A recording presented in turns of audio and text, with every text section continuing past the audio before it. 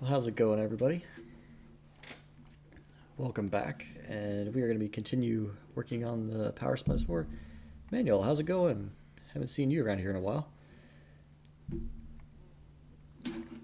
Well, a couple of quick things to get out of the way. We're still working on the power supply tonight. I didn't want to stop and work on the other board yet. I figured we'd finish this design, order the parts, and then while we're waiting on that stuff to come in, we can work on the NeoPixel board. But we did finally get them, so here they are in purple, the new color that JLC offers, and I think they look pretty good. So hopefully these will work out well when we finally get around to building them. All right, I'm gonna turn the music back on. Anything I wanted to, anything DC voltage. So you can buy converters that convert AC coming out of your wall to DC voltage for low power electronics like this. But I've always wanted to know how exactly they work, so I've decided to make my own. And it's going to be programmable and adjustable between anywhere between 1 volt and 24 volts. So I should be able to power anything low power that I need to come up with.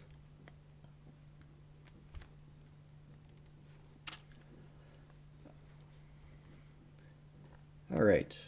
Okay, so last time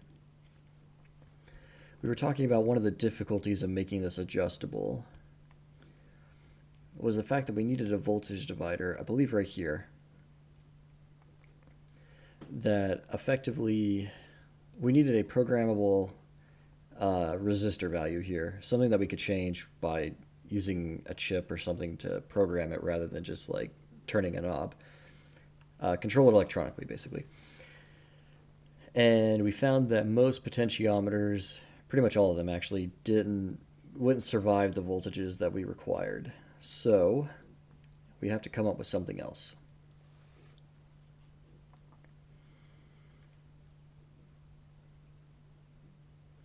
And that's what I'm trying to figure out. Originally, so this is where things get a little tricky. In fact, let me pull up the circuit for this that we're supposed to have, and then we can go from there. This is a semi-complicated problem.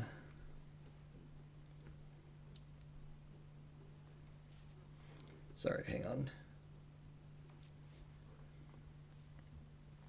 All right, let's look at this data sheet.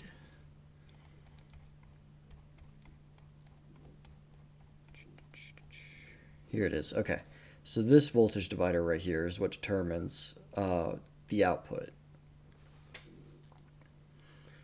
And based on what I'm looking at,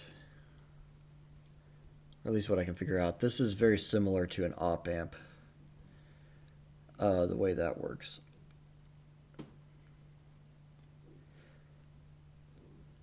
So I got a suggestion last time basically saying, hey, if this is a reference voltage right here, why not, instead of putting this resistor here, replace it with an op amp and program it to like a gain of 5 basically, and then I can just vary the voltage between 0 and 5 volts, and it would vary the output between 0 and 25 volts, right? Because a gain of 5 multiplies by 5, which I think could work. But if we're going to go that route, we may just be able to use the op amp as the power supply. The only issue with that is there's kind of a ripple associated with that. Like,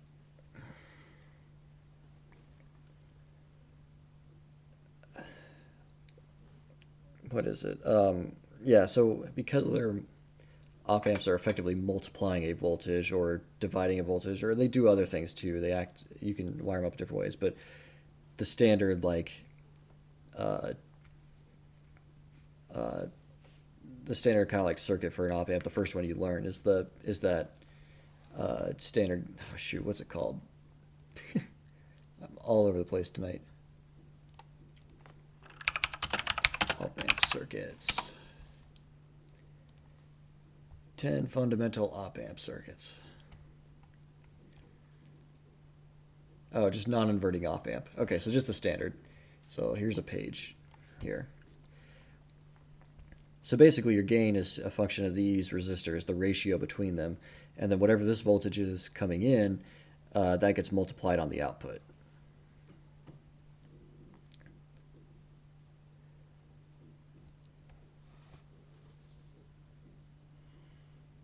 Which makes sense.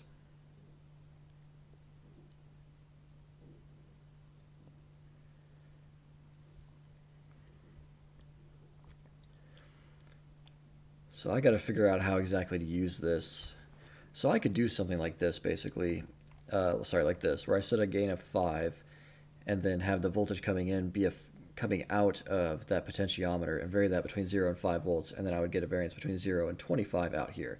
In a perfect world, it'd be more like 1 to 24 when you take into account that they can't go. Op amps have limits. It won't be able to go all the way down to 0 if I'm have a 0 on the negative side input and whatnot, and it can't go all the way up to the max voltage that I give it,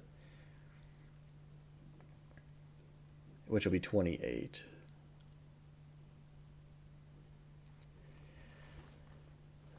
So, but we can definitely buy op amps with a lot of that can supply a lot of current. So then the issue just becomes that ripple. Maybe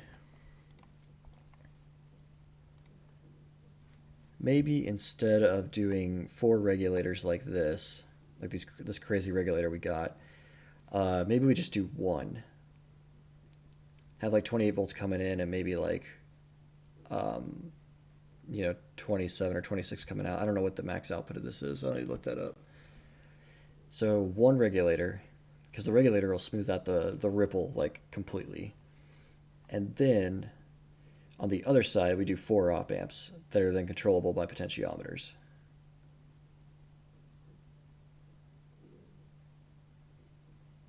Yeah, I think that could work. So let's see here. What's the... Actually, I really like that plan. Oh, there's an update for what? Oh, for draw, yeah, okay. Hang on.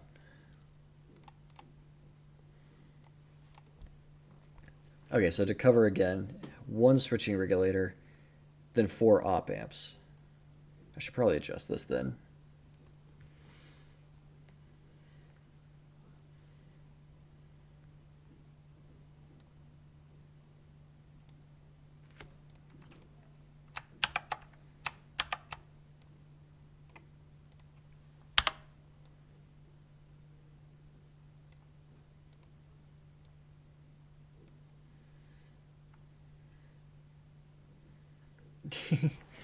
Circuits are a whole new ballgame. There is a certain element to which they are. I don't really think they're harder than coding. It's just you have to think about different things. Uh, Software is very forgiving in the sense that we humans, as we design these systems. We make all the rules. Circuits are more a function of physics, so you can't just like. I mean, you have to. There's certain things. There's certain rules that you just can't break or make your own thing. And then like because you're physically like changing components matters in terms of like cost and supply. And right now, we're dealing with the chip shortage, and that makes things even harder to get. So there's so many more factors that you have to consider. All right, so we're gonna say 4 times op amp. Oh, I aiming to build guitar pedals. Interesting. That'd be like MIDI stuff, right? Protocol. Well, maybe. It depends on how the signal's coming in and out for your guitar.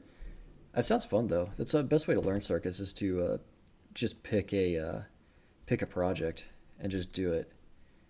You'll only learn the stuff that's necessary for that particular project, but you'll learn how to learn how to teach yourself things in circuits.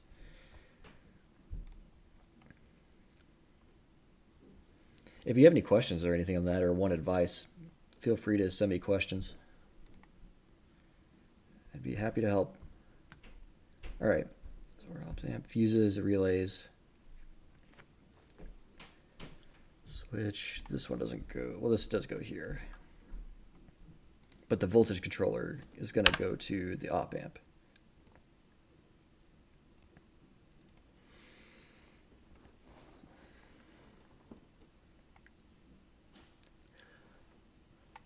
Okay.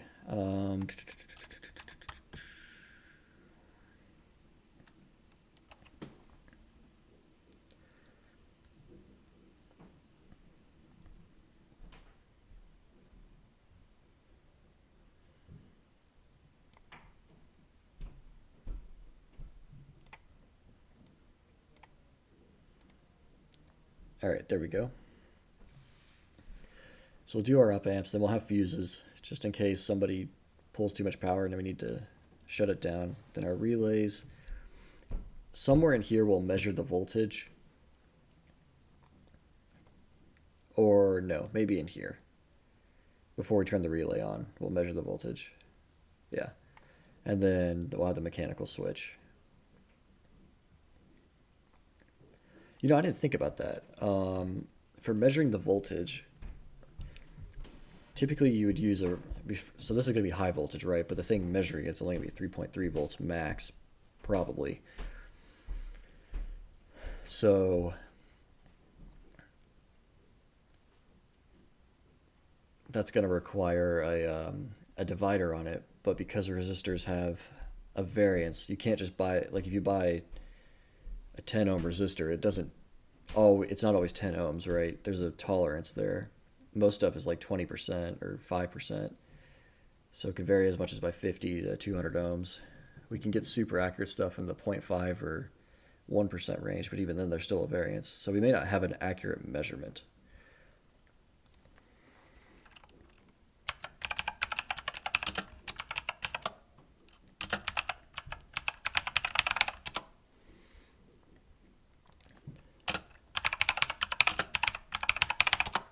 We might have to get a chip for that. All right, well, we have a new kind of diagram there, so now we got to make it. So we're gonna do one of these and then a bunch of op amps.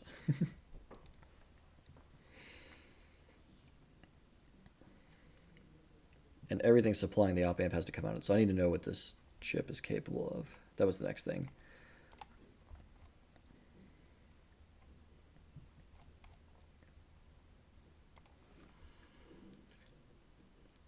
So max input was 36 volts. That's insane.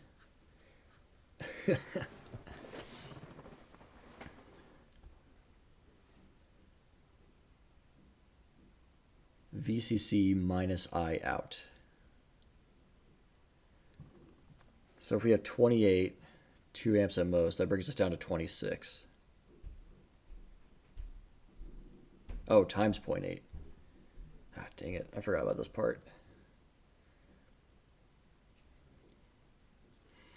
It's going to be 28 volts because that's what our transformer is doing. So 28 volts going in.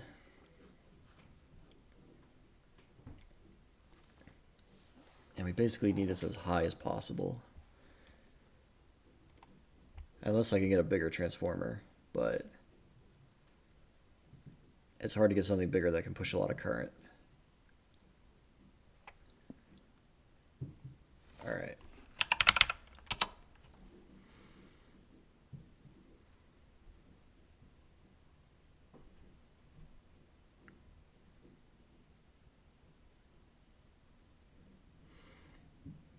Hold on, what's 26 times 0.8?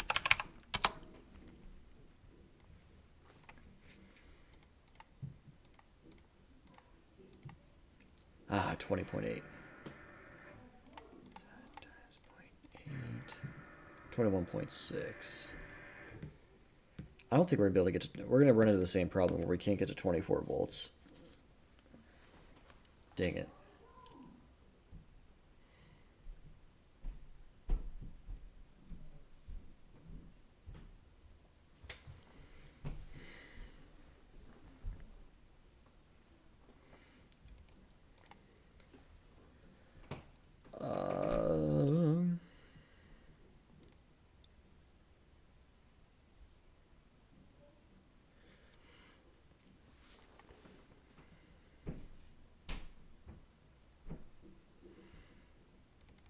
What's our on? Do we know what that is?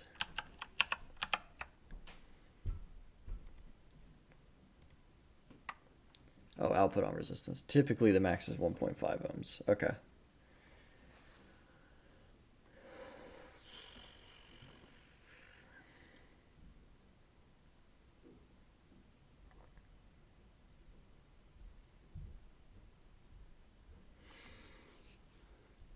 So what would it take to get to 24? So 24 divided by 0.8.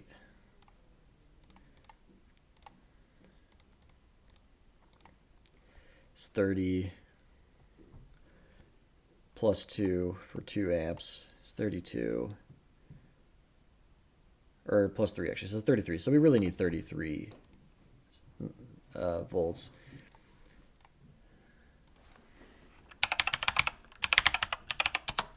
Hold on.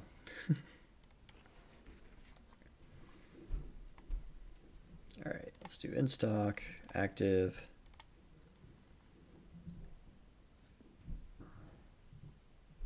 Give it a sec. There we go.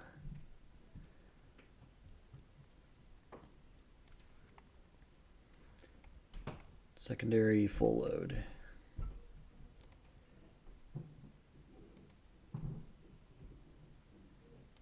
$35 or $36 would be ideal. Okay, we can get very similar ones to the ones we had before. So now it comes down to the output current. We want at least 2 or better. All right, what's this price look like? Expensive.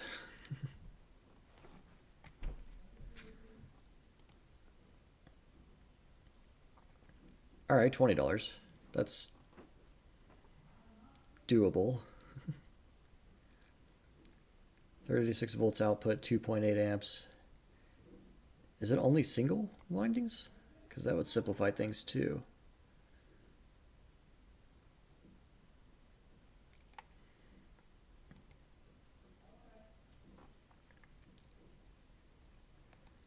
I'm worried by that there's only 11 of those in stock.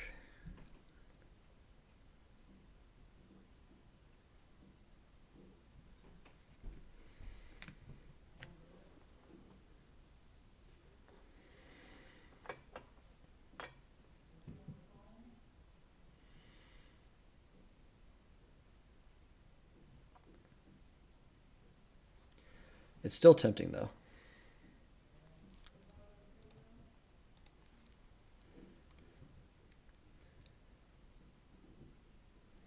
Oh man.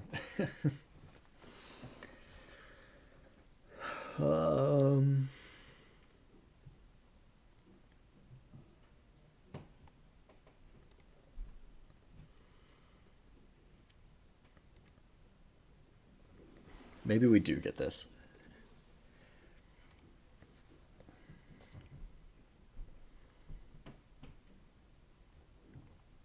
Boy, they really don't give you a lot to go on, do they?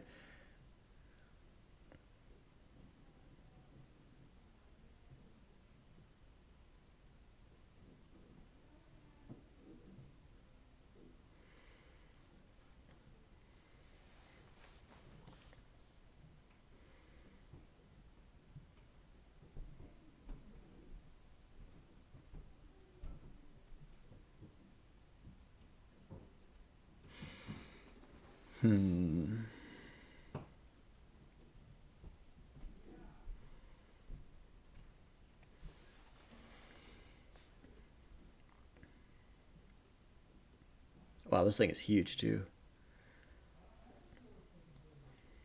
It's 4 inches wide.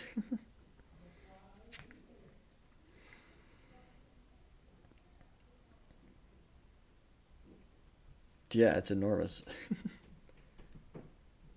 This circuit board in my hand is 4.1 inches long, and this thing is about that wide if you include the tabs. This is a big transformer.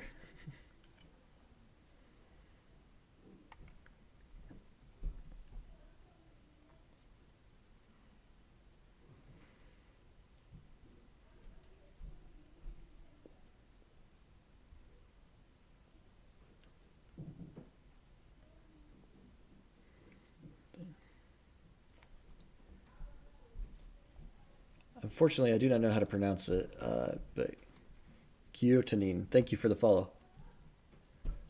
Let me know if I got that right.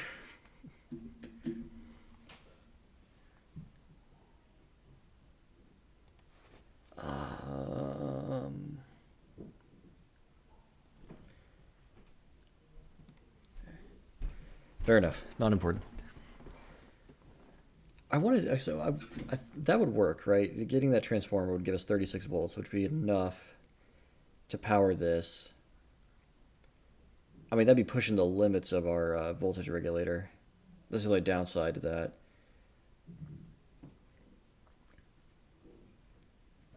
But yeah.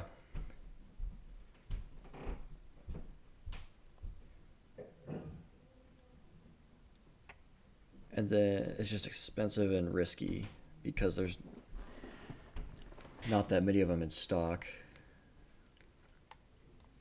And it's enormous too. We'd have to get a... I've used Triad stuff before. Mostly just their like wall AC/DC converters, and it works fairly well. So... And they are cheap. They are definitely cheap.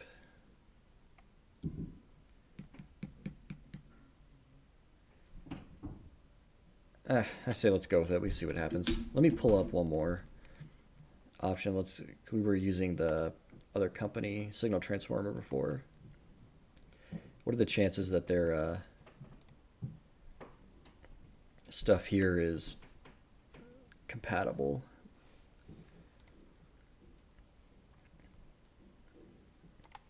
All right, so this one is a single winding.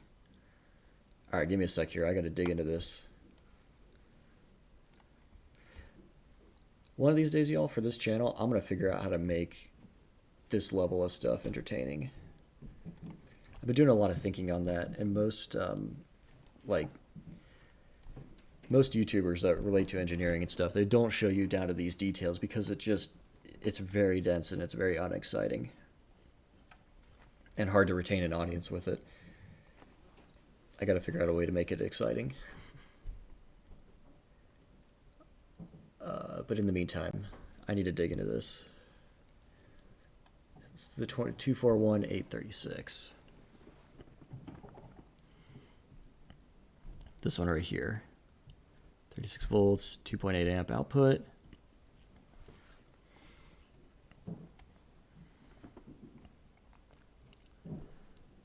What I care about is the footprint here, or the spacing. This is a 100 VA. So length is 4.03 inches. What is the terminal distance?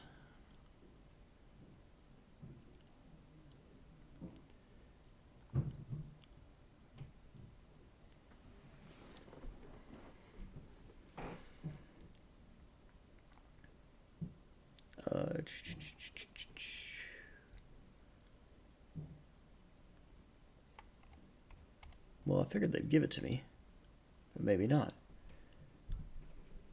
Am I just missing it?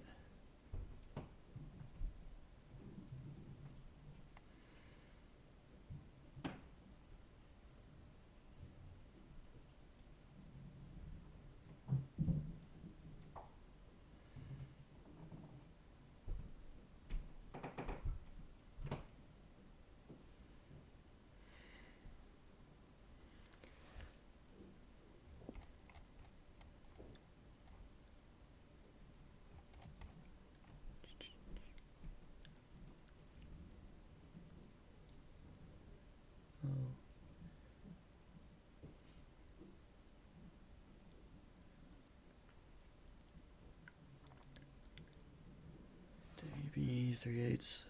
Somebody help me if I'm missing it. I'm just trying to figure out how the spacing of these terminals to know if I can... Basically, if I make the footprint in the circuit board, if I decide, or if they run out of parts or I need to get something else later, then I could just buy a different one that fits in the same spot.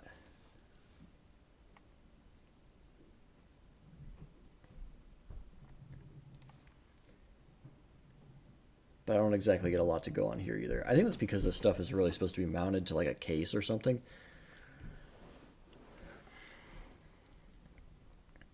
Actually, we may just want to do that. Mount it standing up on the circuit board, and then have places for like wires to connect, and we'll run wires to do it, and then heat shrink tubing over them to seal them in and make sure that there's no like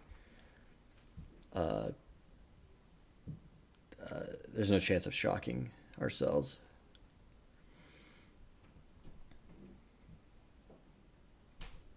Yeah, that's probably ideal. We'll probably do that.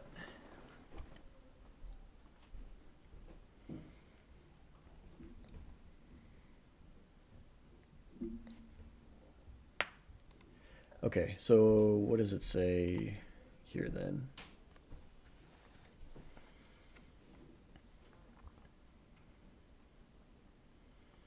Quick connect or solder lug terminals.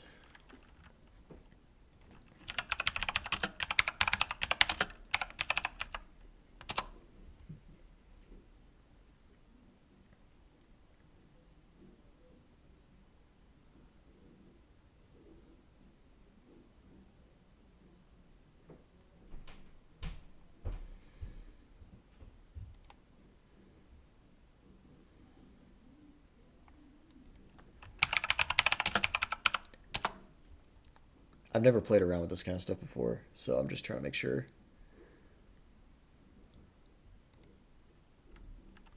Make sure I know what it's talking about.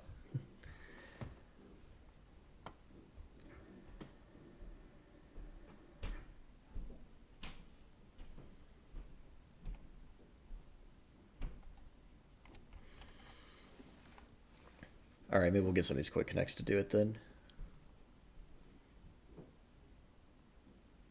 Oh, they're shielded too. That would be ideal. Yes. Then I wouldn't have to use insulator. Okay.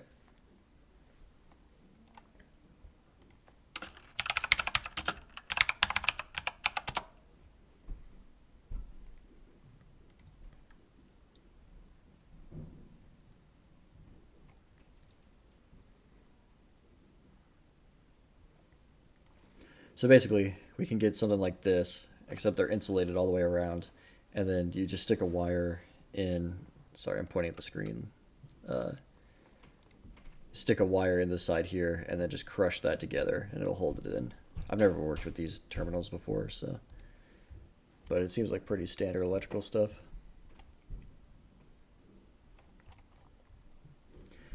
All right, yeah, we'll do that, and we'll stand this thing up on its side. I'll put 2 holes in the board for it to mount to, and then some exposed copper. And that way the casing will effectively ground the circuit board. Less chance of electrical shock.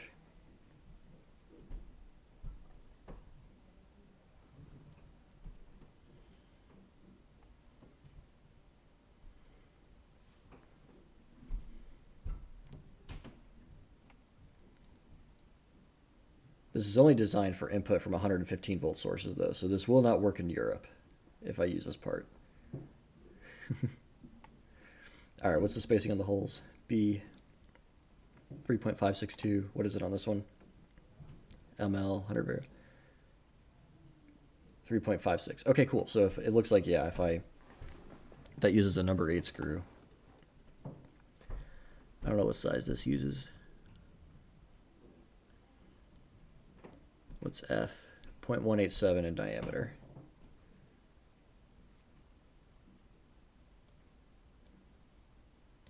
What's number 8 screw? Is that 0.187? Hang on a sec.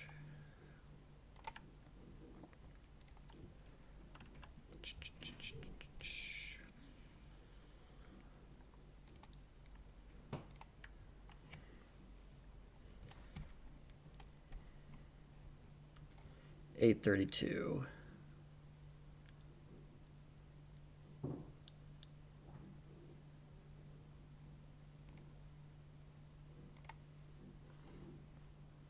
.164. Yeah, that'll work. Okay.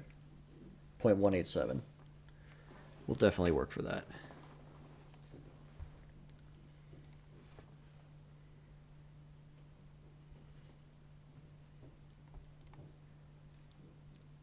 Okay. So we'll use 0.187 as the sizing. Nice. So that should work. So now that we got that figured out, we need to actually go do it.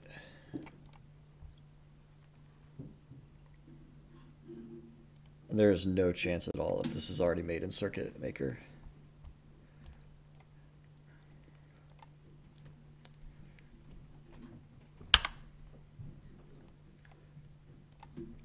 So we will probably have to build it. This is the F8-36.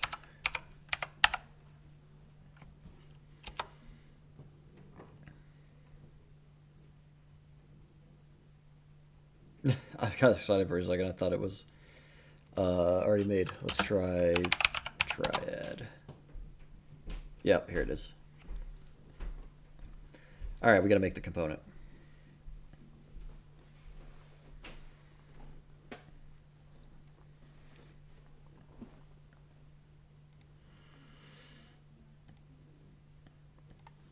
All right, new symbol. Should be able to use standard symbols here.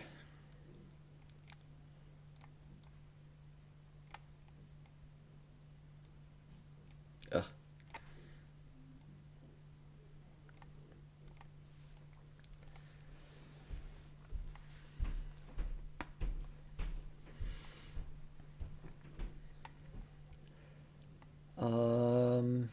Put a rectangle around it and put a couple grounds.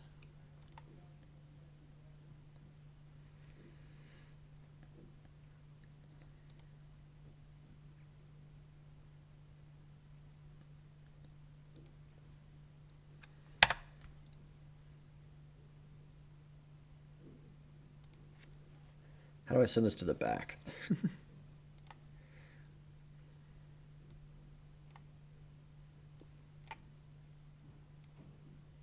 Oh, come on.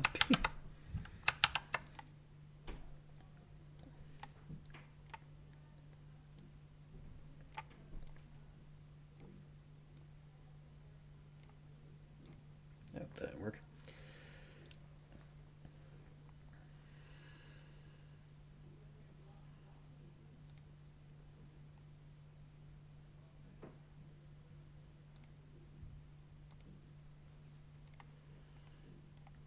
Sure, good enough. All right, we're gonna add a few pins. Gonna add this one. Shorten this to 200.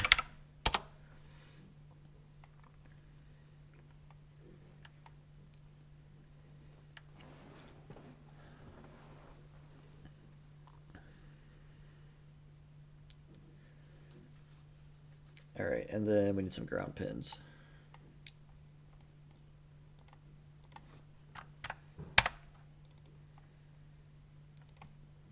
$90 degrees? No, 270.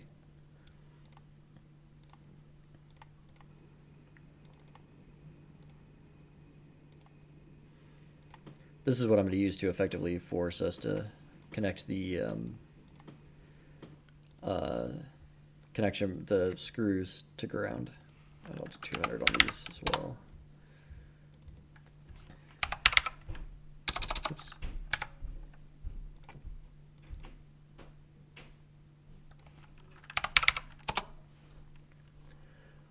All right, and then what do we name these?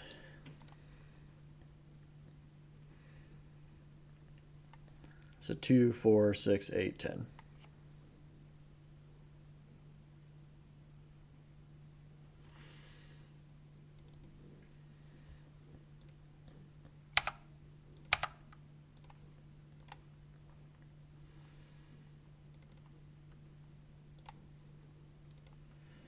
Four.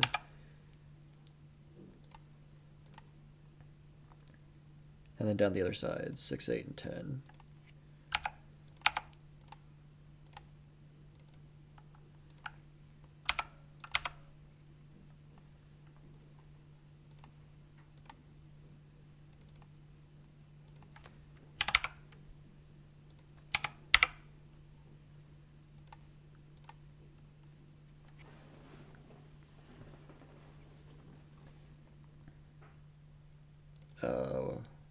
not the name, designator. There we go. All right, and this will be ground 1 and ground 2.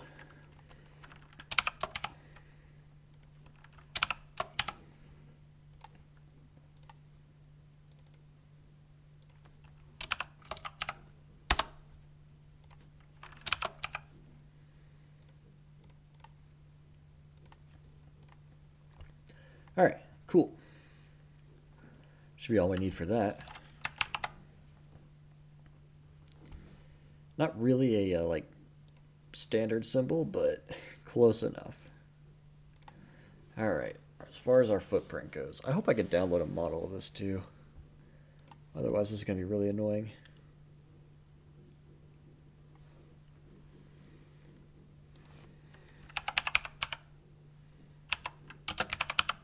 Did I click new? Yeah, I did, okay.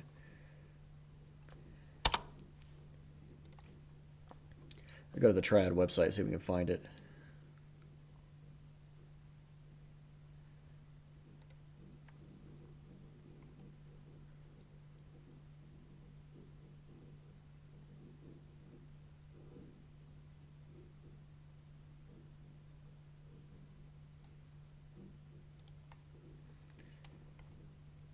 Wow, they have a lot of choices.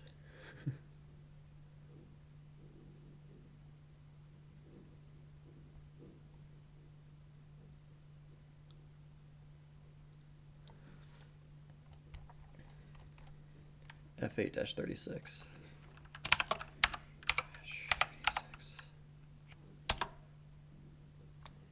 No results found for your part number.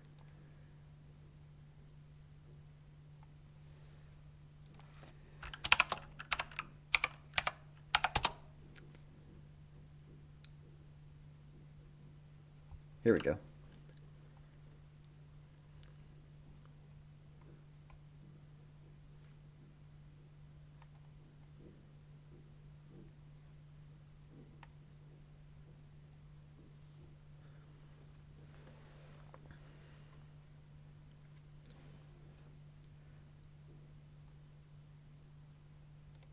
I figured they'd have a download or something for the CAD model. Oh, they do. Step file, please. They have a SolidWorks, but they don't have like just a standard step. Well, that's frustrating.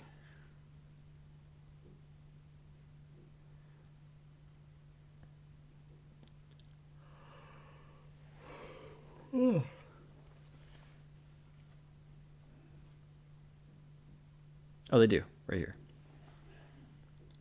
Download it. Ah, always. They always need an email.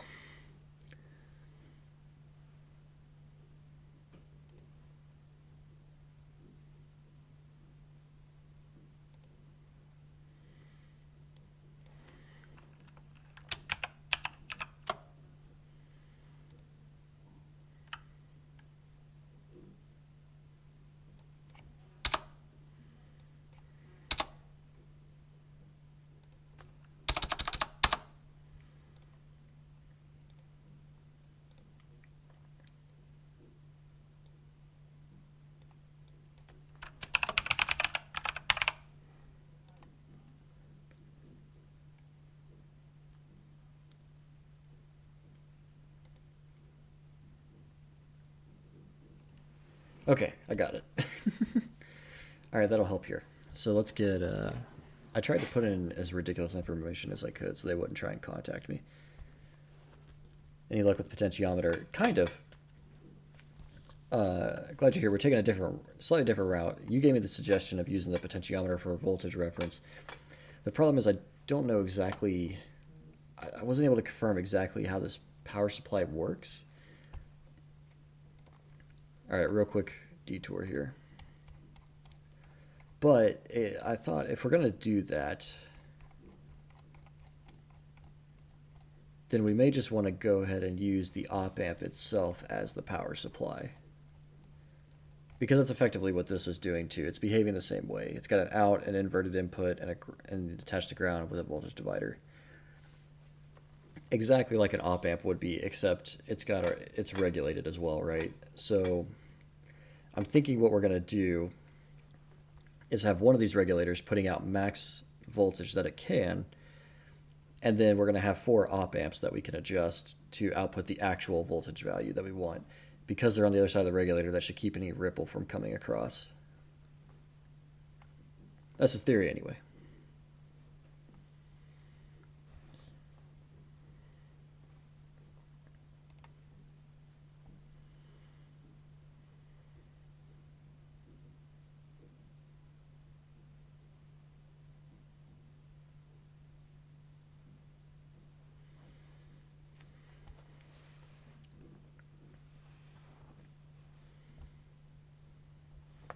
All right.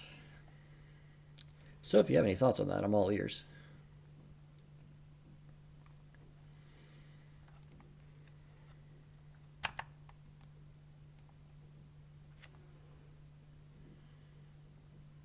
Yeah, because the gain on the so the op amp will just be set up in its standard non-inverting op amp format, and we can put the whatever ratio we need here for the gain as you suggested, and then we can use the potentiometer output to adjust this. Use the potentiometer as its own voltage divider to adjust the input here.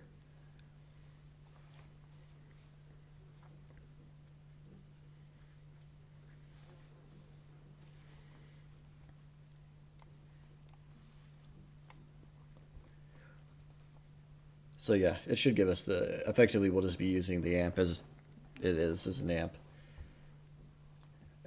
Inputting somewhere from 0 to 5 volts and getting out somewhere from 1 to 24 volts.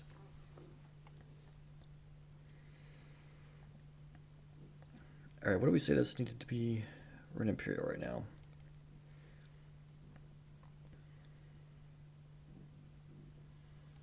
The hole size needed to be 187. Typically, it wouldn't be as stable coming off of a bridge rectifier, and that's why we still have to have at least one regulator feeding all the op amps, because otherwise, because they are amplifiers, right? The ripple coming off of that bridge rectifier would cause a, something on the output on the other side. So it is stable. It's not. It's definitely better to have regulators if you can. But in this case, this solution is the fewest amount of parts to get that adjustable range. And if it doesn't work, I won't do it again next time.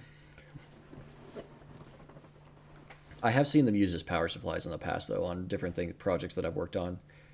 I've seen that in a couple instances. I've never seen it used up to this voltage before. So that part is a little new to me, but for low, like 5 volts and stuff, I've seen them used as their own kind of way to turn on a power supply or supply power for 5 volt and 3.3 volt electronics. The other downside is you can't get whatever you connect the plus and minus supplies to, you can't get all the way to those. So if it's 0 volts and 28 volts, you can't get all the way up to 28. You can't get all the way down to 0. It depends on the op amp how close you can get, what type it is. A rails to rails op amp will allow you to get very close to those limits. All right, we said 187 mils. Let's say 300 mil, maybe 400 for the diameter. Everyone is welcome to check my math on on that. All right, this actually needs to be huge. Hang on. This new transformer we're using is going to be gigantic, so 1.312. Okay.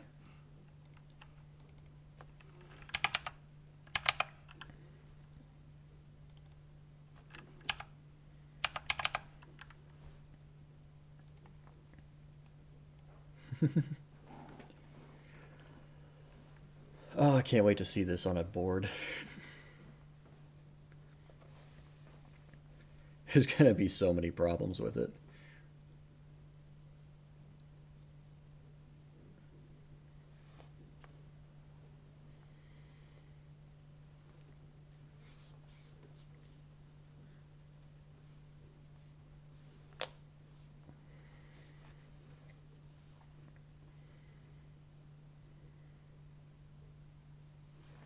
I might need heavier gauge wire than the stuff I have laying around here. I want to up this a little bit too. Let's just make it 200, just make sure we got enough room.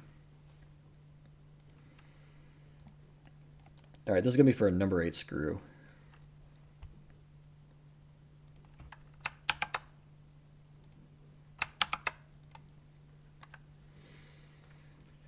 All right, and then the distance between them is a lot. 3.562. So half that.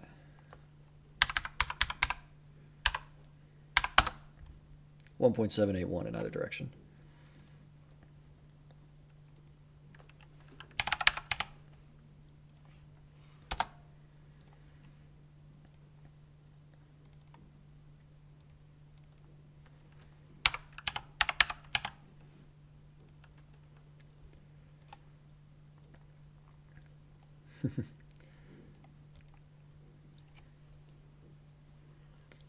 Dude, the people at the PCB house are gonna love me for this. All right, so this will be G1,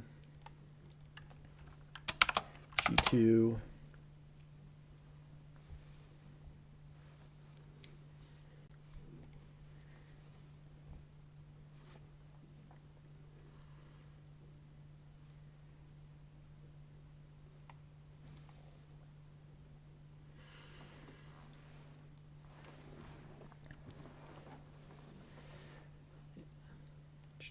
Okay, I think that's good. Now we need the connection points for the wires.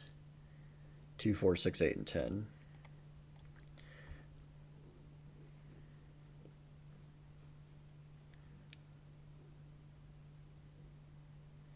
Yeah, this is going to be a little weird.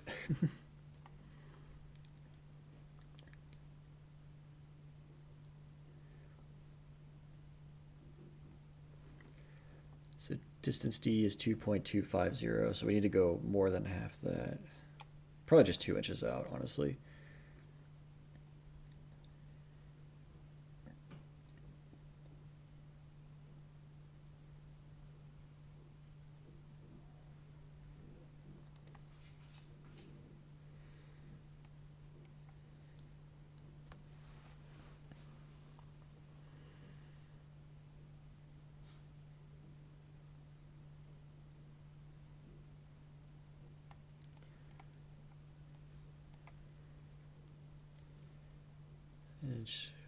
Just for enough room, we should probably go 3 inches. This is going to be a huge component.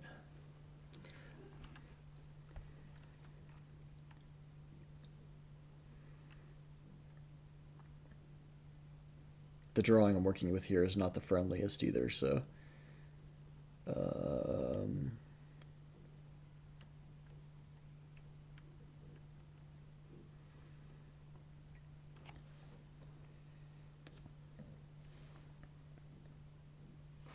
Holy cow, this thing weighs 2.75 pounds? This is insane.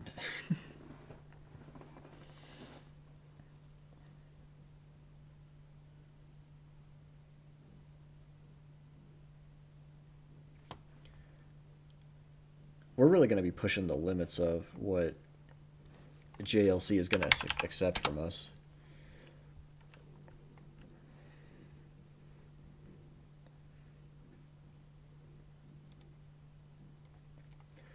Uh, 5 inches is how many millimeters? Well, actually, let's just go here. I just want to have an idea of how much this is going to cost. We could probably say it's going to have to be at least 6 inches by... Oh, that's a scary number. Oh, but 100 inches, yeah. Let's say 6.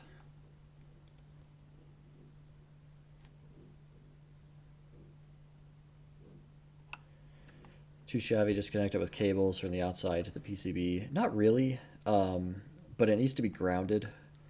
And I was hoping to have all this kind of on a single board, just because it's easier to move around with. Honestly, the way you would actually do this is you would put all this in a metal case, and then it would connect to the case, and then you would run wires to the PCB. Like that is the quote unquote correct way to do it. All right, $13 for something that big. I'm assuming that's lead, right? Yeah. Okay, I can afford that. That's fine. Just in case this gets ridiculous. 6 by 10, $20. And we'll get 5 of them too, so. And we can. So $25 for. Yep, I can afford that. That's worth it. All right.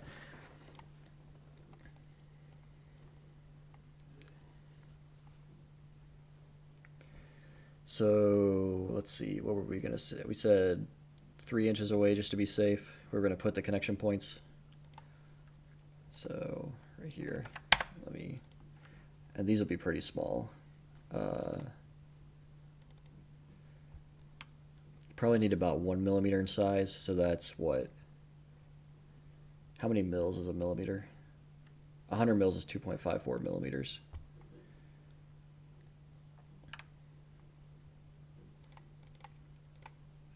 .54. It's 40 mils. So 60 is fine.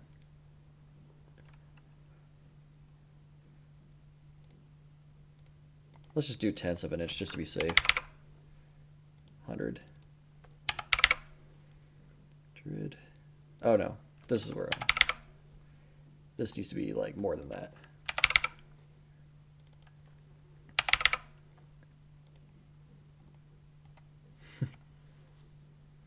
It's big connection points. For any new viewers tonight, most of my PCBs are not this obnoxious. They're actually pretty reasonable. This is just a special case.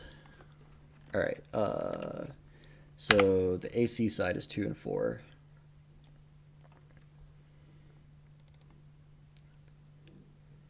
And so we wanted negative 3,000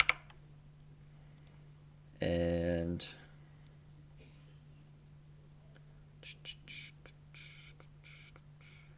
how big is this?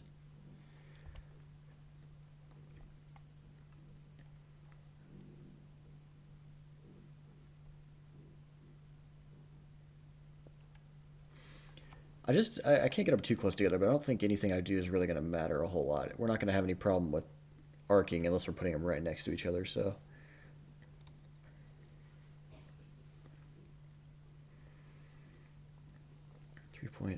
.62.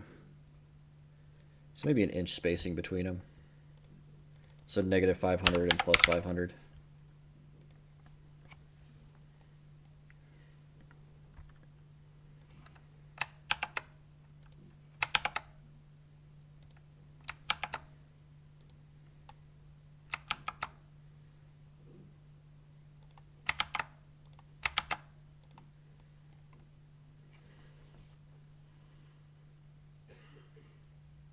You know, honestly, from a standpoint of like making sure there's no issues with them, these probably need to go back here. And these up here.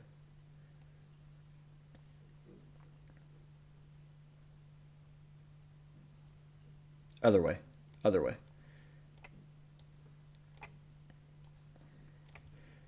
This way, if we wrap the wires around, versus these ones, they won't be as close to each other. If you have these wires kind of like next to each other with different voltages oscillating, they can cause interference with each other and act as kind of their own transformer. The effect would probably be negligible, but just to be safe, let's just throw it back here.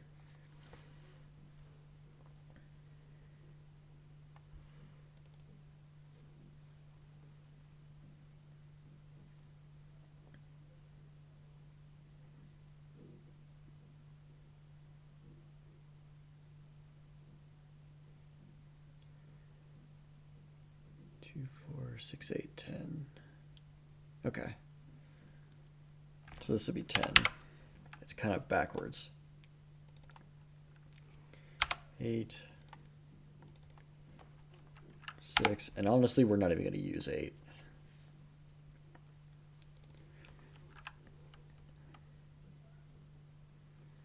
And then 2,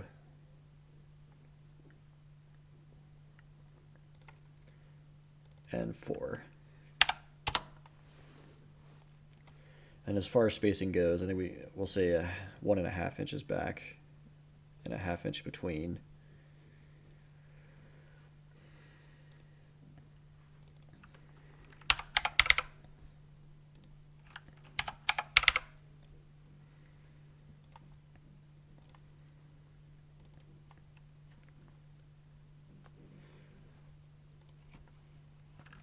Zero, 1500,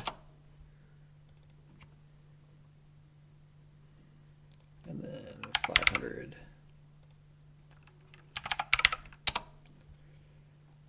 and then say -500, -1500. This will be cutting it a little close, but we can kind of loop it or something.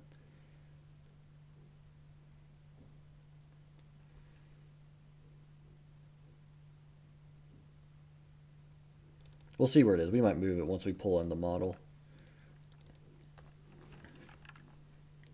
This will be 500 and -1500.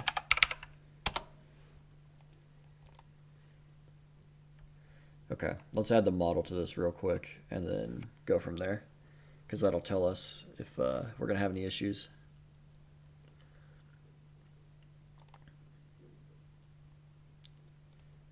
"3D body.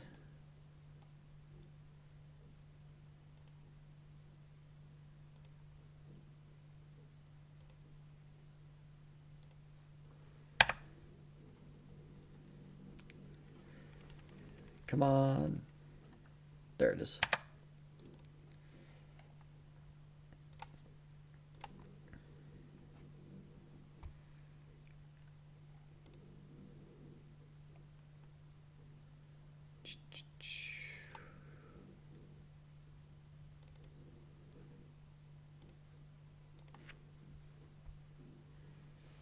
Hopefully this works.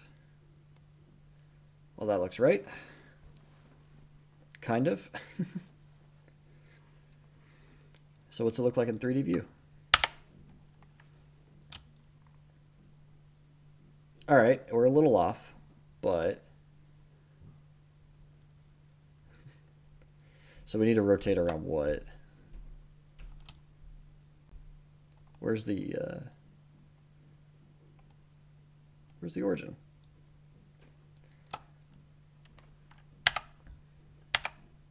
There's usually an axis thing here somewhere.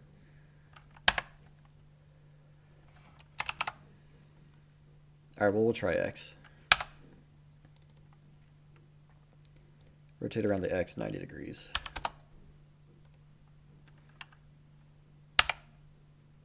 Oh, hey, that was right, actually. Okay, cool.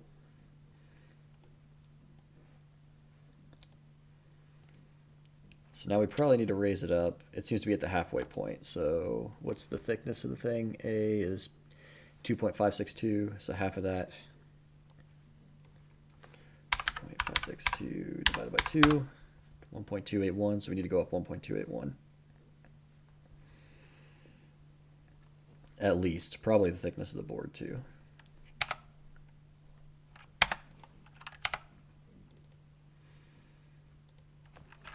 $12.81. Okay. Oh, that was almost perfect. Ah. It looks like our holes don't line up. Or wait, yeah, it does.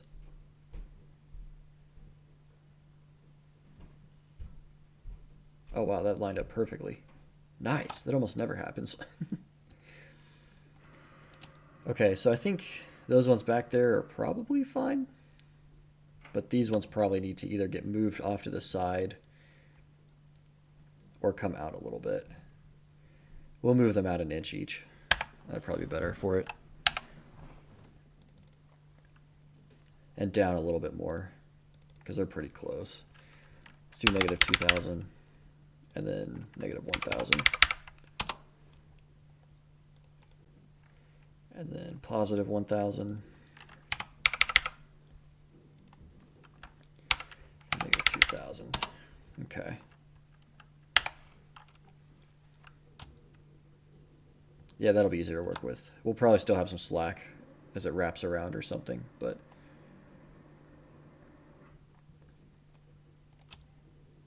And I like this, the lower voltage being on top. So less likely to hit the high voltage stuff with my hand or something. All right, I think that works.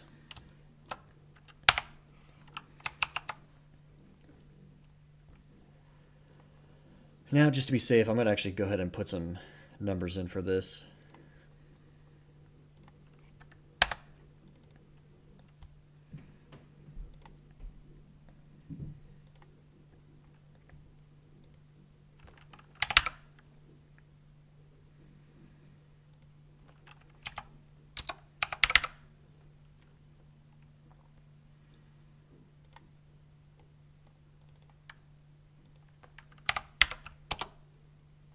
A little thicker. That looks better.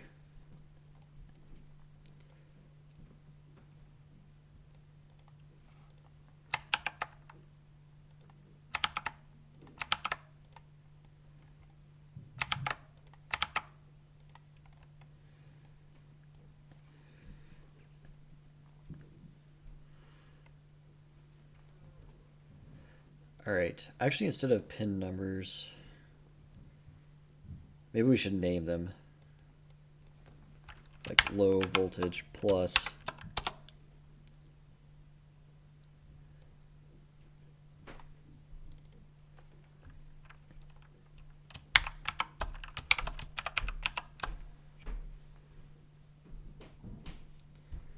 Mid.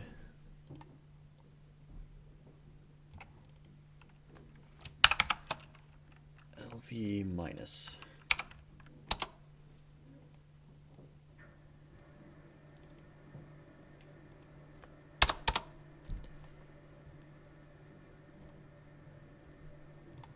Just for reasons.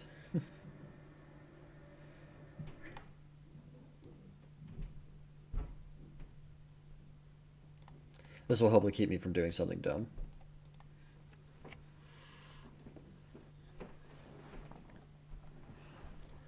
And then this one would be HV plus and HV minus.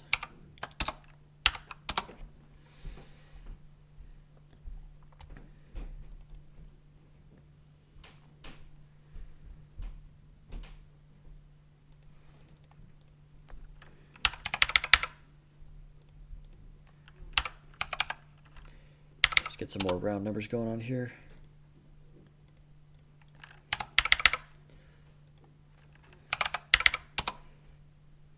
I went the wrong way, didn't I? Yep. Let's drop a little negative in front of that. There we go. I appreciate all your all's patience.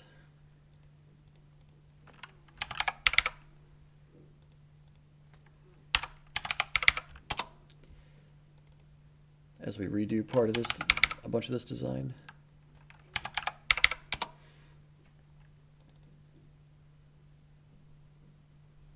That's good. Okay, 3D view still looks good. You can kind of barely see the text in there.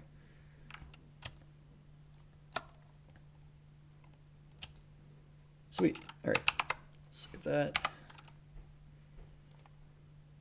This, save this. Now we should be able to save it to the server. One failure. Component missing in pin sequence. Ugh. I gotta figure out how to turn that error off. Release it anyway.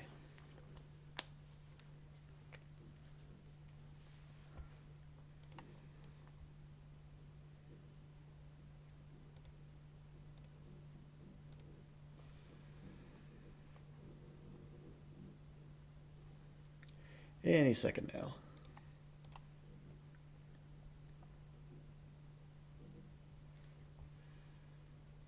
All right, we're looking good.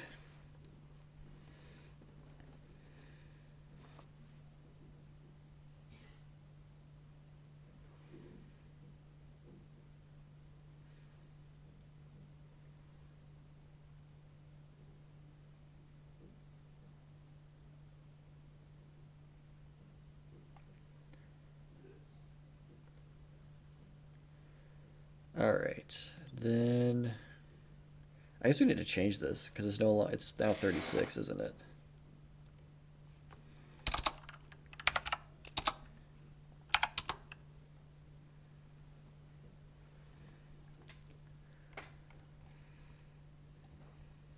We should probably just add it in first.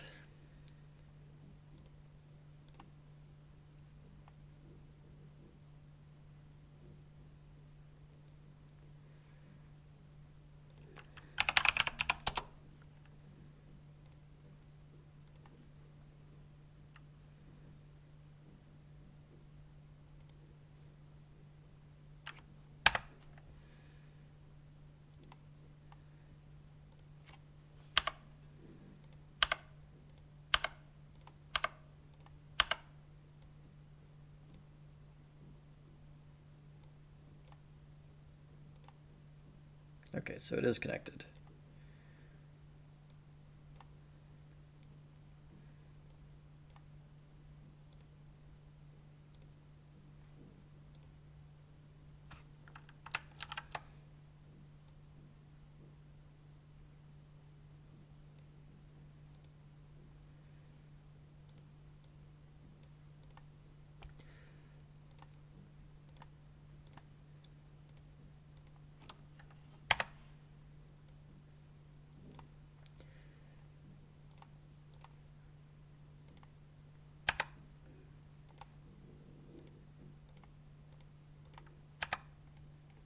Okay.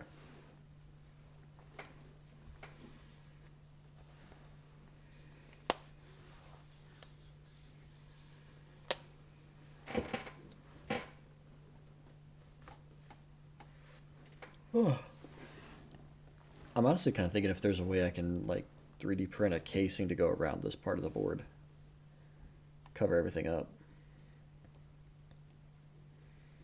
All right, so this changes to 36.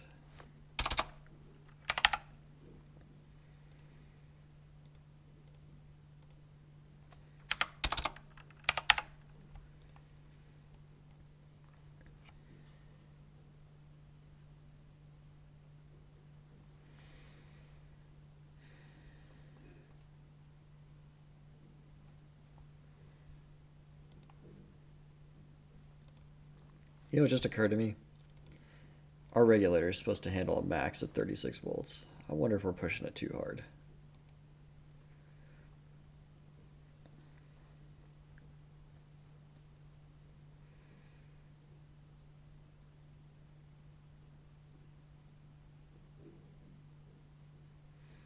It's saying 35 here. Dang it! We just did all that work.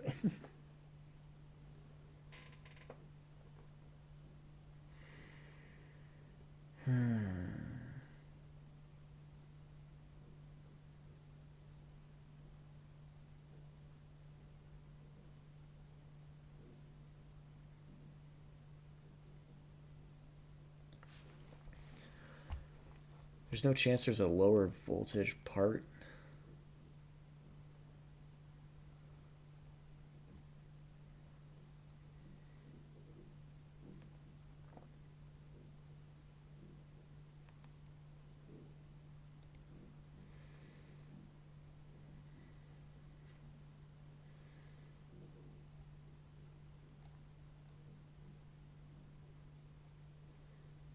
No, not for this kind of load.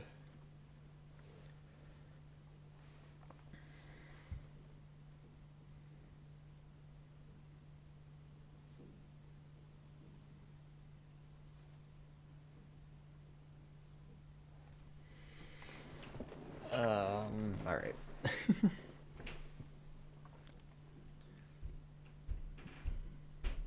Shoot, I was hoping not to have to get a different regulator. But there's a good chance we burn this up if we do this.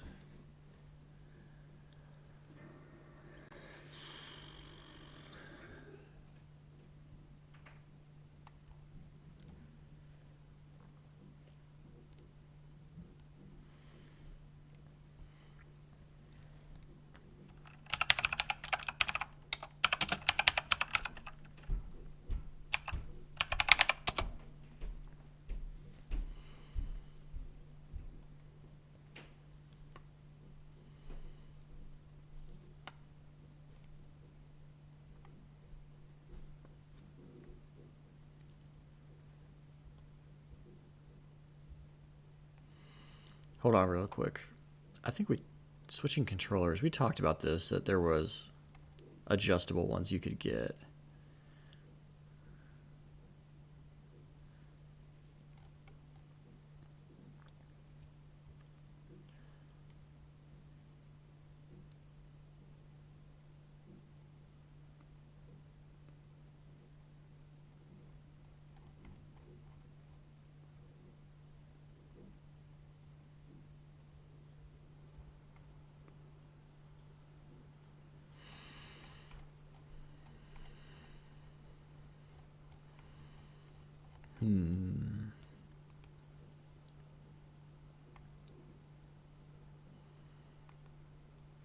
If we get one of these, it would save us some parts. We're already doing the conversion, which is the part I wanted to learn about, so hold on. We might completely redo some of this.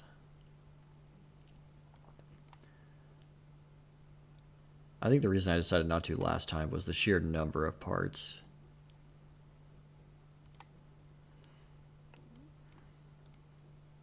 Stock active.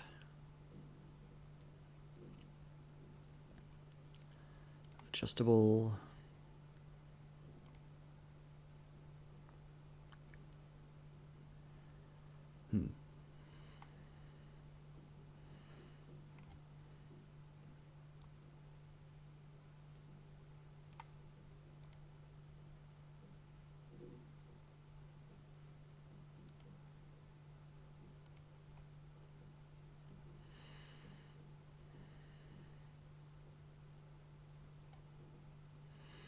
Okay, yeah, I remember this being very tricky to work with.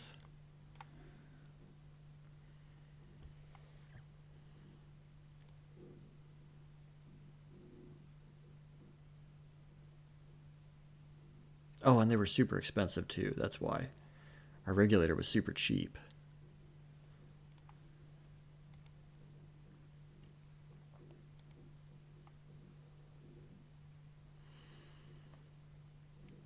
But voltage.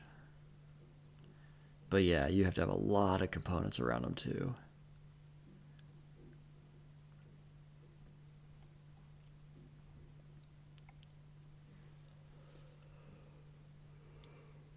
All right. Ugh. So we're not going to do that.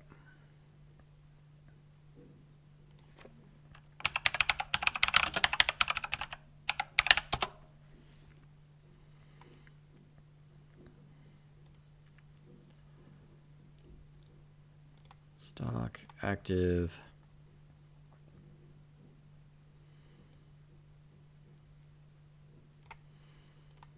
Through hole.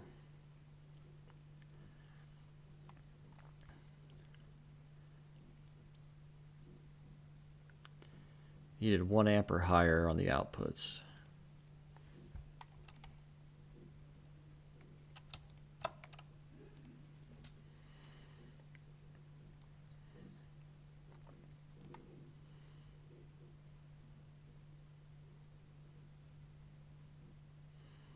Voltage input max needed to be higher than 36. So anything above that.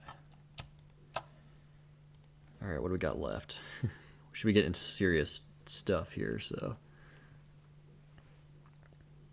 yeah. They are pricey.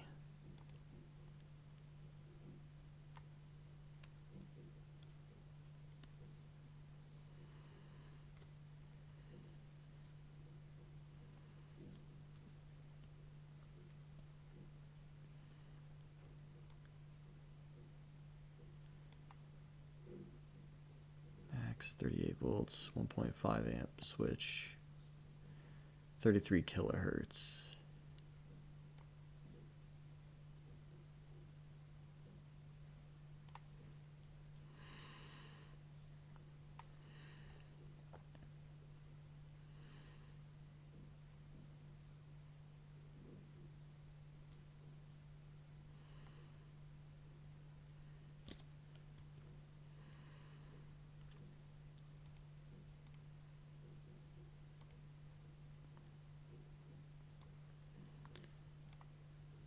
And we probably want tube.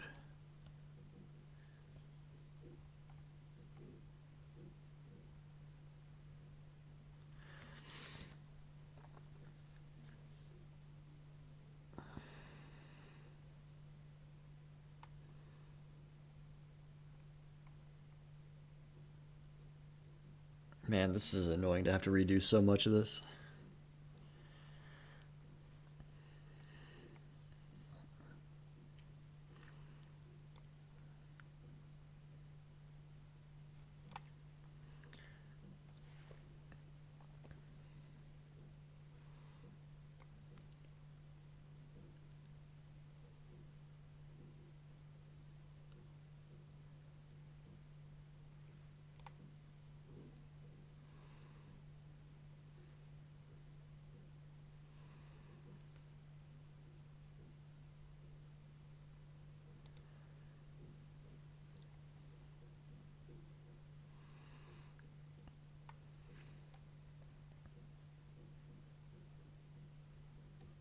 There's no data sheet.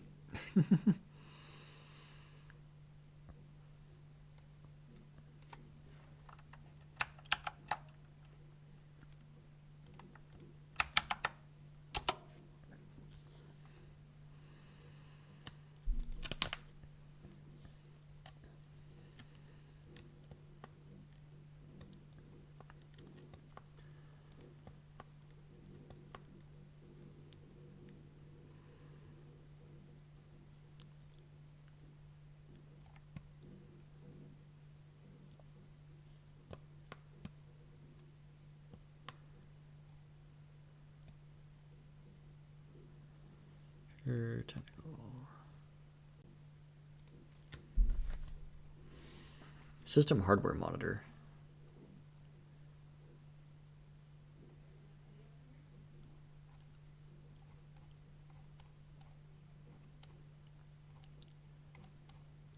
Although we're looking at the same thing.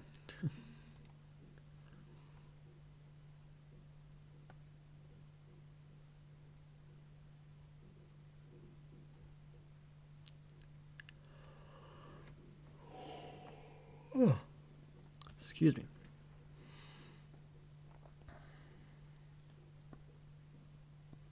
What was our current part? Who made that? ROM. I wonder if they have something similar for this. They do not.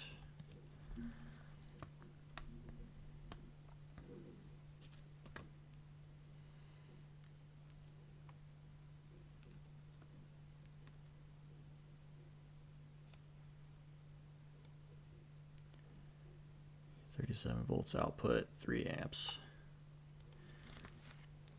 How does this part look?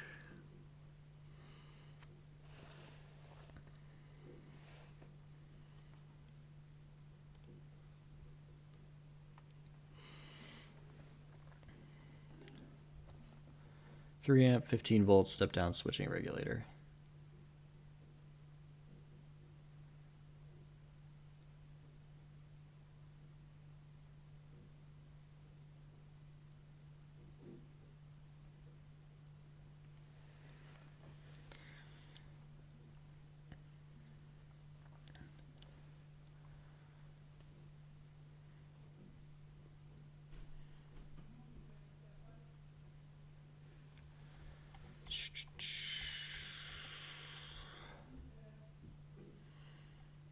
Adjustable output version.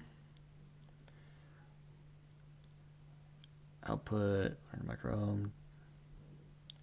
Schottky diode. We could probably reuse a lot of the same parts. Input 100 farad.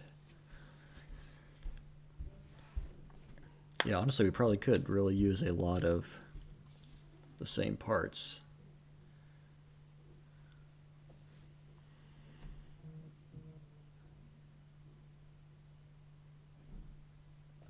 Oh, we just need to do a fixed output though, don't we?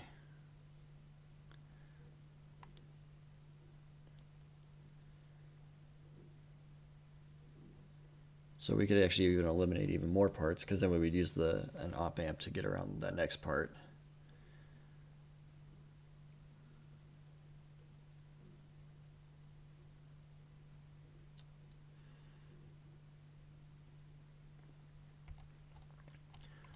Okay.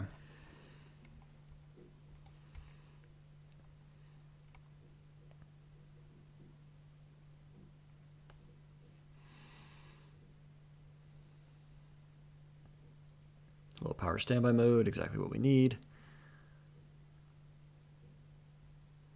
3, 5, 12, and 15, and adjustable output versions. Adjustable version voltage range up to 37 volts, which is what we would need.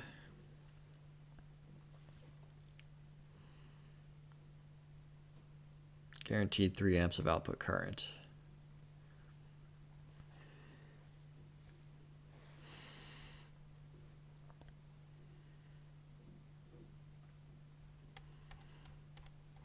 Oh, you know what? The adjustable, we can't use the fixed circuit. We use the adjustable circuit, but we just define these resistors. Okay, that makes sense.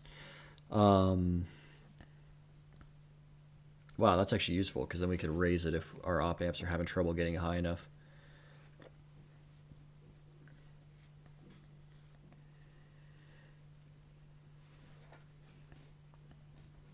Wow, you can have 7 volts input and still put out 37 volts output at 3 amps? Wonder what the input requirements are for that.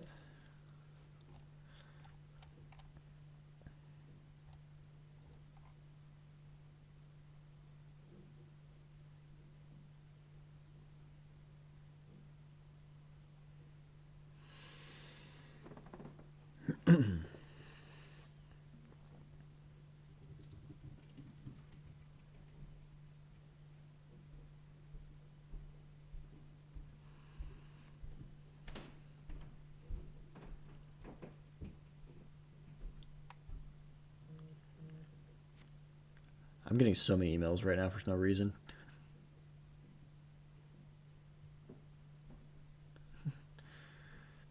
That's funny. All right.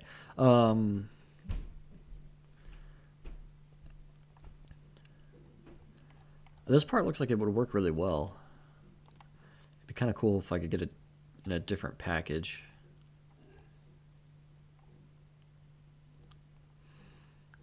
It's the LM2576 by OnSummit. Let's just go with all their stuff and see.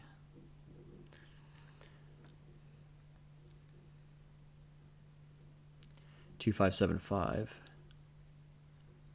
is the number affect what version it is or what package it is. TV suffix T suffix. Okay. So that one I was looking at, 2576. This one had the T, so I need a TV. 2576 TV adjustable. This is that same one, but in this package,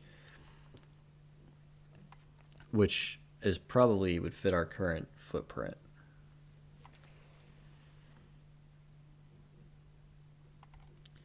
Oh, what's the minimum on the output? 1.23 volts. Okay. Well, actually, we don't need that, though. We're using the op amps. Sorry.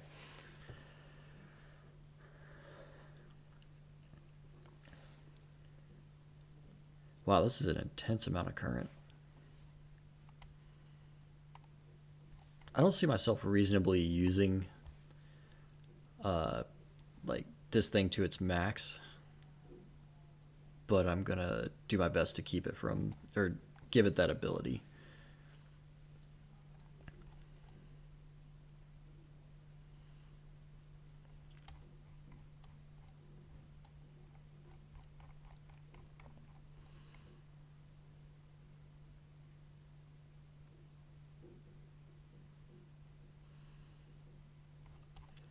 What's pin 3? Ground. So it needs a heat sink at that pin. Interesting. Okay.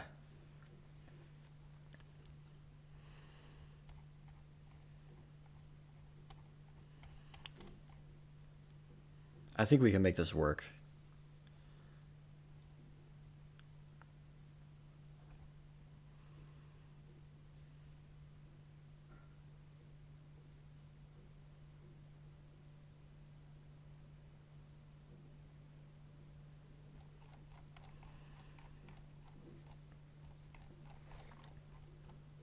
You know, honestly, because we're going to use the op amps, though, at this point, I'd almost just rather get a linear one so that there's less ripple. It means more heat, but... well... no, I'm going to try this. I want to try a switching regulator.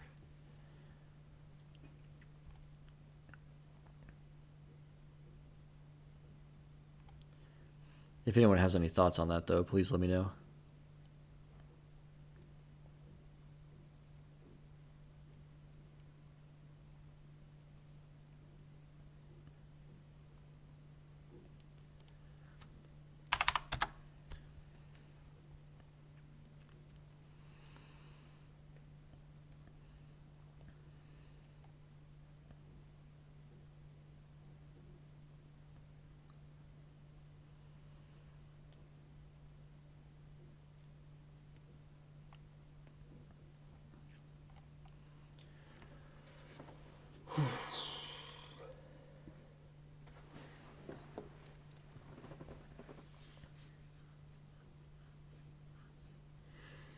All right.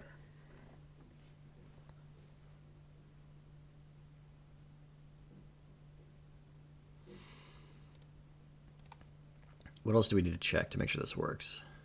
Oh, they give such a great little thing here, too, for the pinout stuff.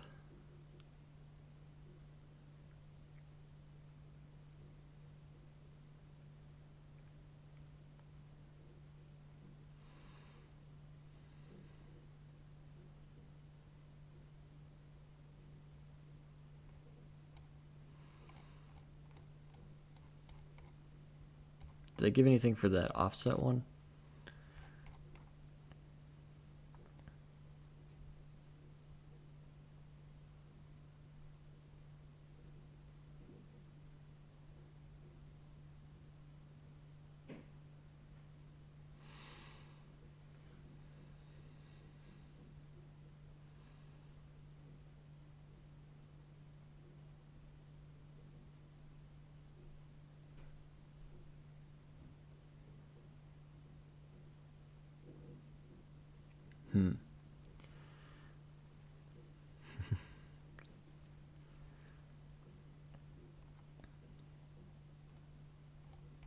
Interesting.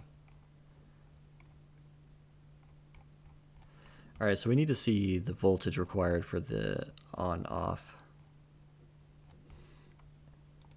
and to make sure that's possible.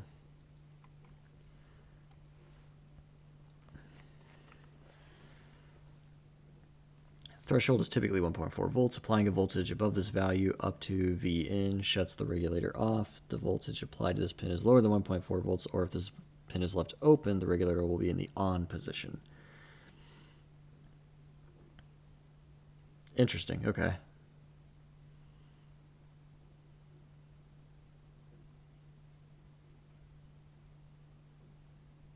So active, wait, hold on.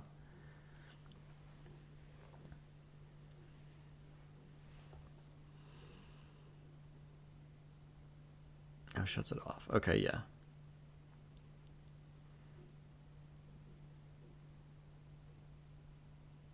Interesting.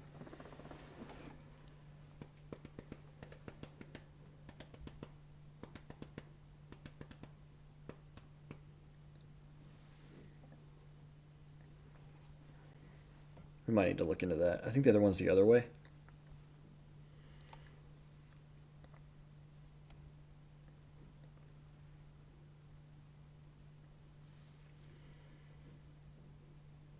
Yeah, the other one is active high. Wonder why they do that.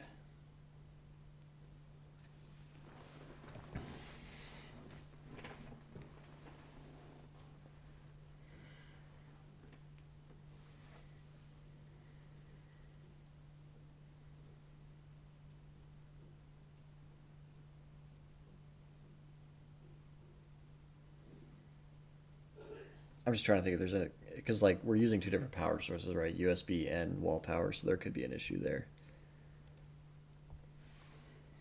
Maybe.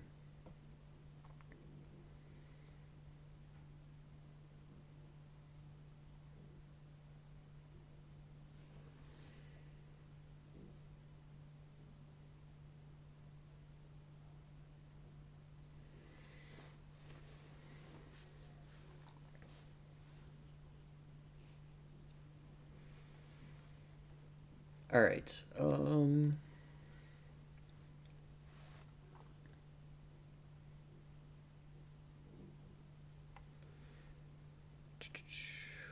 All right, what's next? So that all is probably still good.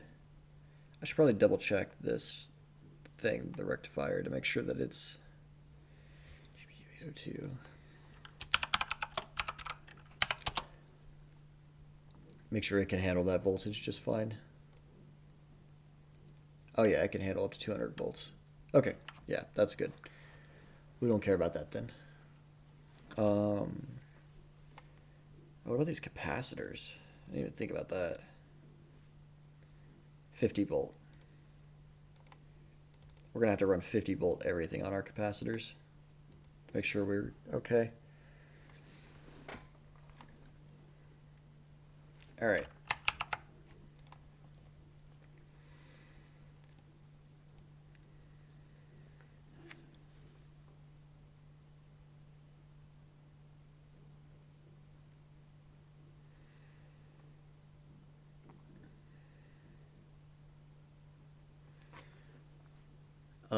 Let's see. We changed this to 36, right? Yeah.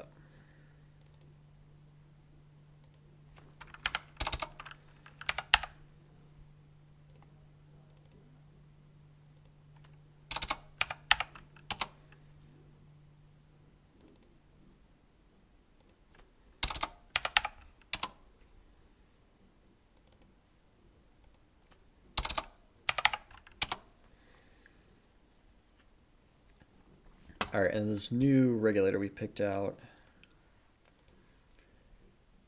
there's no chance that it will.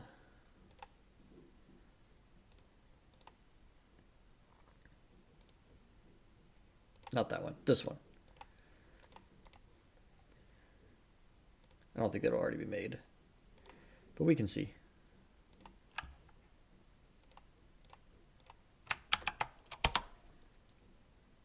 Nope. I think it uses the same footprint as the one I was already using though, or at least close to it. So we can try and use that.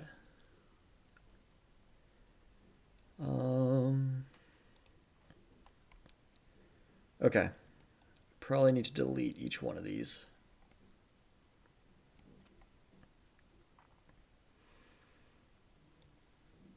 Except for the top one.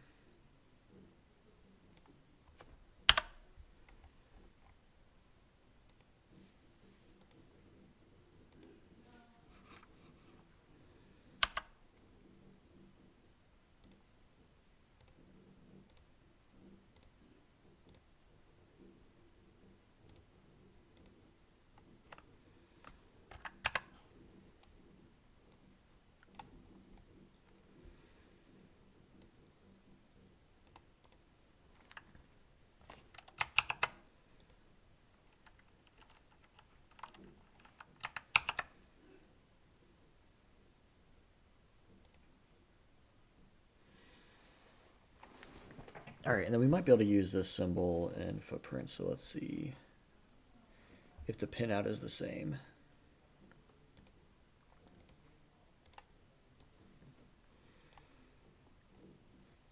All right. Pin 1 is VN, pin 2 is output, pin 3 is ground, pin 4 is the feedback or invert, pin 5 is on off. Yep, that's correct. And then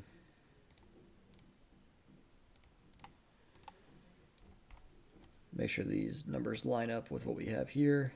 1, 2, 3, 4, 5. 1, 2, 3, 4, 5.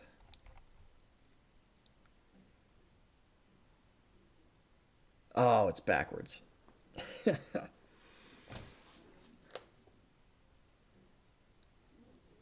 As far as I can tell, it's backwards.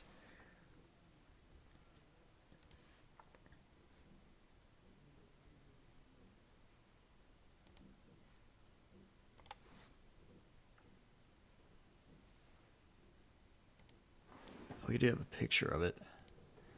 I think this goes to a web page with it, so let's see if we can see.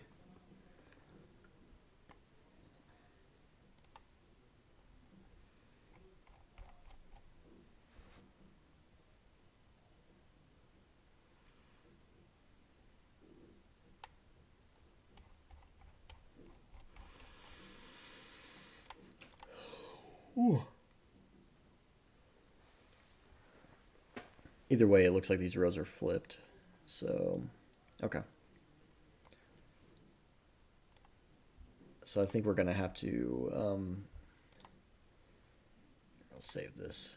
We're going to have to make a footprint for this and rewire it up.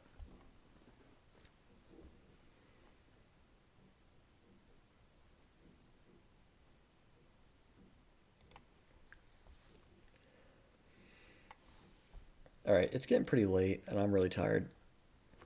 And this is something that, like,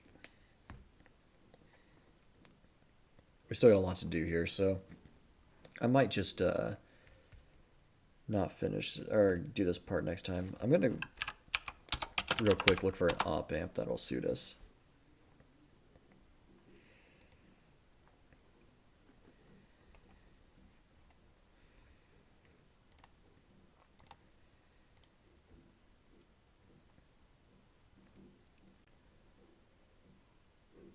Number of circuits, probably just one.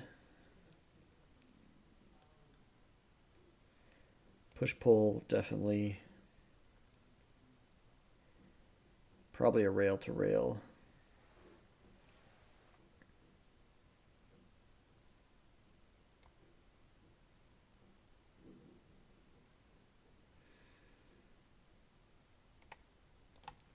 And we want a through hole part.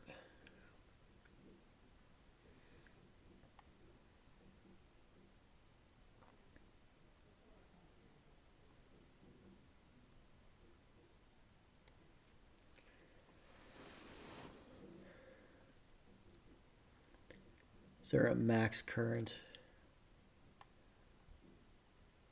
We want quite a lot. At least 1 amp, probably more.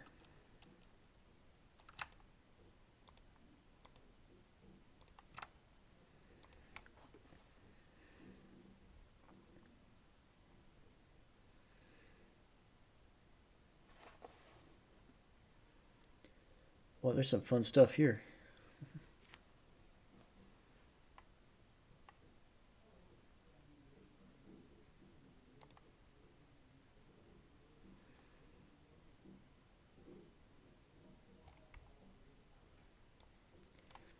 Probably needed to come to tube.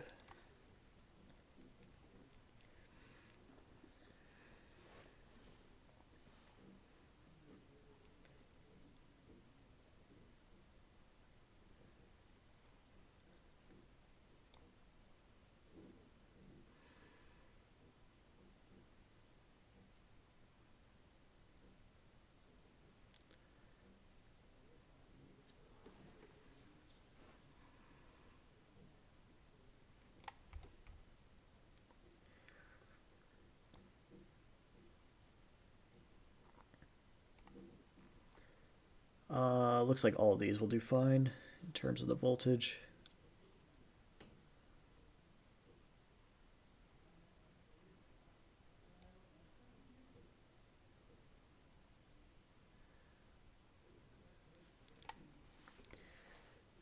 Man, these are gonna be expensive as well.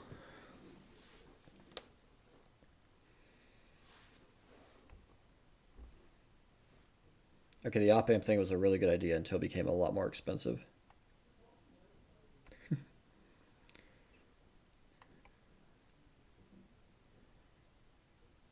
We'll probably pick one of these two, or this one.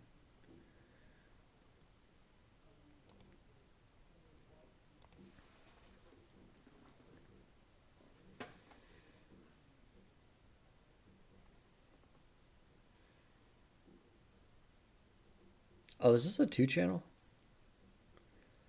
That could save us some money there, actually. If we only had to get 2 of them.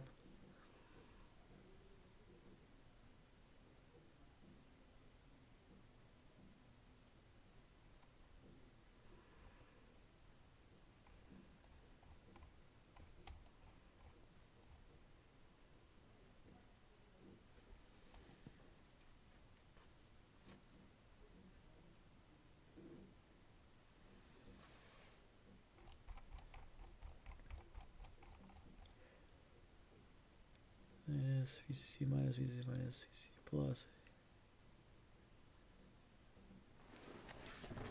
N1 plus minus. Hold on. Number of circuits 1. Okay. So it's not magic, but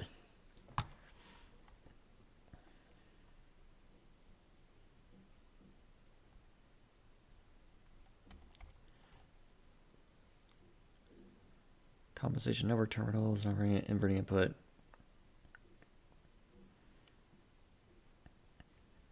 Applications, TRS.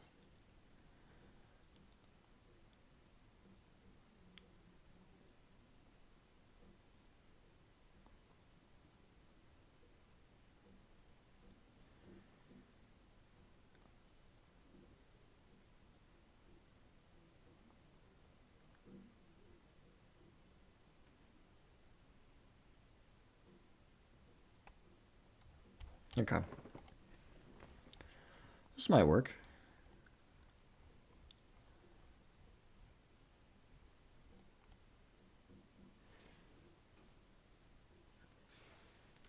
A lot of components for each one, geez.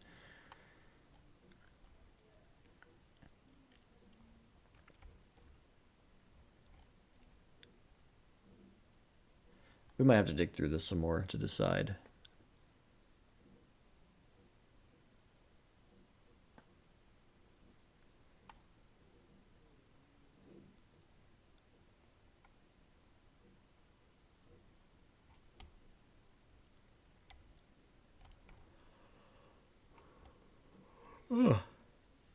Oh, excuse me.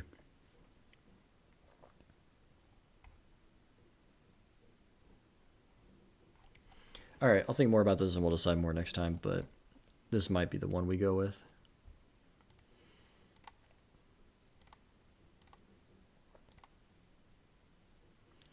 Just wish it was a little cheaper.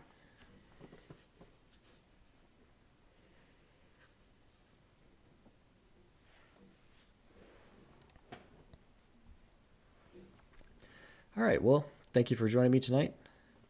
This was fun and a lot of rework, a lot more to do, probably a lot more to learn, and maybe even a few more design changes in the works before we get there. But yeah, it's a good time.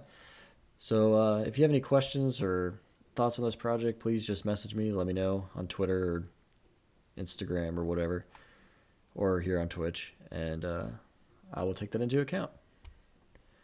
Y'all have a good night.